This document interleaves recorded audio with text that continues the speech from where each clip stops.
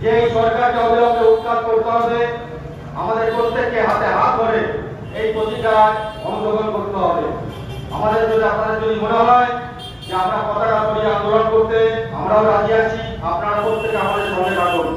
আরেকটি অনুরোধ করব, আপনারা প্রত্যেকে বাংলাদেশ সম্পর্কে অবগত আছেন, সেখানে হিন্দু মা বোনদের উপর কিরকম অত্যাচার চলছে। তাই আগামী পরশুদিন 15ই আগস্ট আমাদের ভারতবর্ষের স্বাধীনতা দিবস। আমরা আশা করব এবং আপনারা প্রত্যেকে ওয়াকিবহাল আছেন, ওই দিনকে প্রত্যেকে আমরা জাতীয় পতাকা প্রত্যেকের বাড়ির ছাদে হোক বা দোকানের সামনে হোক, যে কোনো প্রতিষ্ঠানের সামনে হোক, আমরা পতাকা উত্তোলন করব, যাতে ভারতবর্ষে আমরা যে সুন্দর এবং শৃঙ্খলাবদ্ধভাবে বসবাস করছি আগামী দিনেও সেটা থাকে।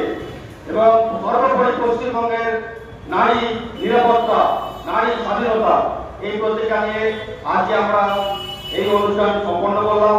আমাদের এই পথসভা এবং এই আন্দোলন চলতে থাকবে, আজকে শেষ নয় এবং আগামী দিনেও আমরা আশা করব আপনারা প্রত্যেকে আমাদের এই আন্দোলনকে সমর্থন করবেন এবং এগিয়ে আসবেন।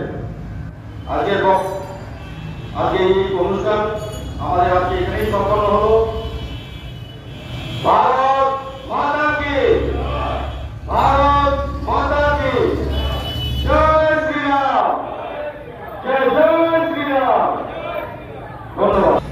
বিজেপি যুব মন্ডলের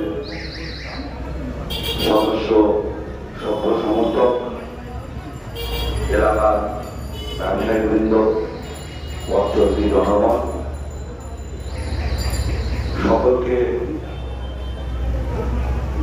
ডাক্তার সংগঠন ইন্ডিয়ান মেডিকেল অ্যাসোসিয়েশনের পক্ষ থেকে আমরা চলেছি।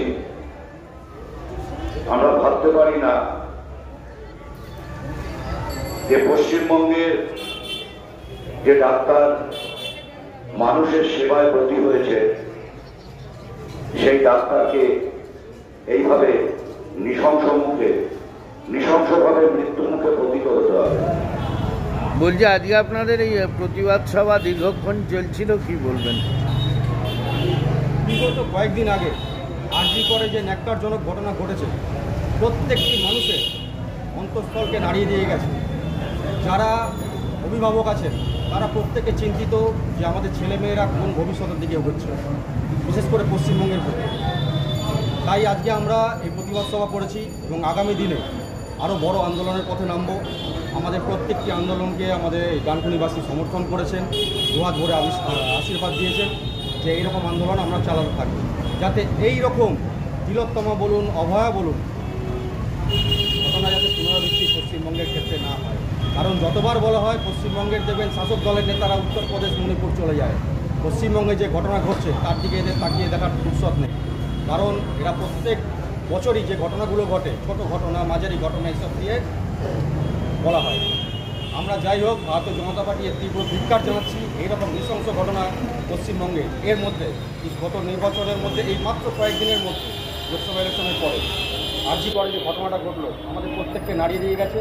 এবং সাধারণ মানুষ হিসাবে, সর্বোপরি একজন নাগরিক হিসাবে পশ্চিমবঙ্গে আমরা ব্যথিত, যাতে এরকম ঘটনা দ্বিতীয়বার না ঘটে। আমরা সেটা আজকে সেই জন্য প্রতিবাদ সভায় অংশগ্রহণ করি। এবং এরপরও আপনাদের একটা কর্মসূচি আছে বলছিলেন। দেখুন, আমাদের পরপর কর্মসূচি রয়েছে। আমাদের রাজ্য নেতৃত্ব, জেলা নেতৃত্ব যেরকম কর্মসূচি আমাদেরকে দিচ্ছেন, বিশেষ করে আমরা বাংলাদেশ নিয়ে অত্যন্ত চিন্তিত আছি, আমাদের প্রতিবেশী দেশ। কিন্তু বর্তমানে আমরা যেটা শুনতে পেলাম যে স্লোগানের মাধ্যমে ভারত ছাড়ো আন্দোলন ওখানে শুরু হয়েছে। ভারত ছাড়ো, ভারত যাদের মামা বাড়ি, বাংলা ছাড়ো তাড়াতাড়ি। এই বাংলাদেশের মতো কিছু জিহাদি লোক আমাদের পশ্চিমবঙ্গ রয়েছে, পশ্চিমবঙ্গকে ভাঙাচোরার জন্য উঠে পড়ে রয়েছে। তার জন্য ভারতীয় জনতা পার্টি আছে এবং এদেরকে কী ব্যবস্থা করা, ভারতীয় জনতা পার্টির প্রত্যেকটা কর্মী ব্যবস্থা করে নেবে। আপনার নাম? গুঞ্জন চক্রবর্তী, ডানকুনি মণ্ডল প্রেসিডেন্ট, বিজেপি।